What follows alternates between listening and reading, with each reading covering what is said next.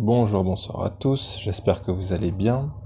Alors, on va parler aujourd'hui du racisme anti-blanc, je m'étais pas encore exprimé dessus. En fait, ce racisme anti-blanc, c'est l'expression du déni de l'ennemi de son histoire coloniale.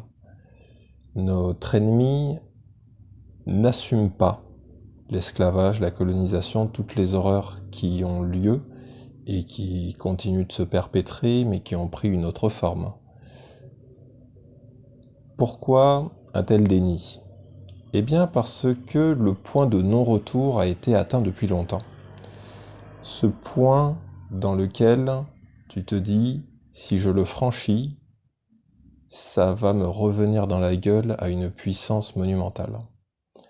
Ce point de non-retour ayant été franchi, nos ennemis se disent que, en travestissant la réalité, donc en minimisant la négrophobie et en amplifiant ce soi-disant racisme anti-blanc, eh bien on va comme jeter du sable dans les yeux des colonisés.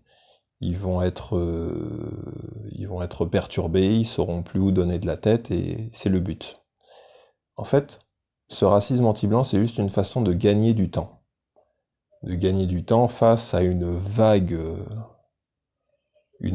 qui va les submerger tous. Qui va tous les submerger, c'est inévitable, dans le sens où l'histoire, de toute façon, a toujours puni les, les colons tout-puissants qui prenaient plaisir à humilier leurs victimes, à affirmer cette supériorité civilisationnelle, voilà, cette négrophobie. Eh bien, plus elle va se prononcer, plus elle va se prononcer au grand jour, et plus on va se rapprocher du basculement. Ce basculement dans lequel il va y avoir une sorte de putsch, et comme tout putsch, la violence qui va en découler sera illimitée.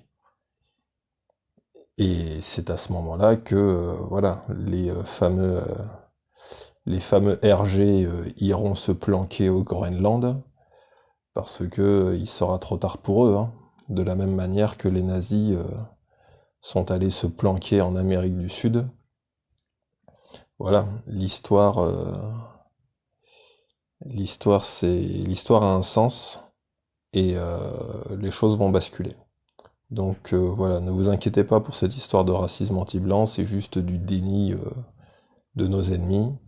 Certains blancs ne sont pas dans le déni, je peux, je peux le confirmer, c'est d'ailleurs eux qui ont souvent tendance à se métisser, pas tellement par adoration des Noirs, mais plutôt pour sauver leur lignée, se dire que au moins si mon enfant est métis, mon petit enfant est octavon, c'est comme ça qu'on dit, non? Un enfant d'une métisse et d'une noire.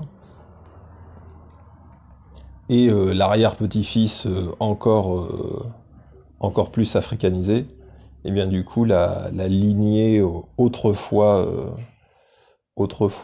marquée du sceau du colon, de l'esclavage, et en l'espace de 2-3 générations complètement africanisée. C'est une stratégie. Mais bon, pour ceux qui veulent jouer les identitaires et ne pas assumer leur histoire, vous savez, on n'est pas dupe, on connaît notre histoire, on sait ce qui s'est passé, et chaque chose en son temps. Allez, à bientôt.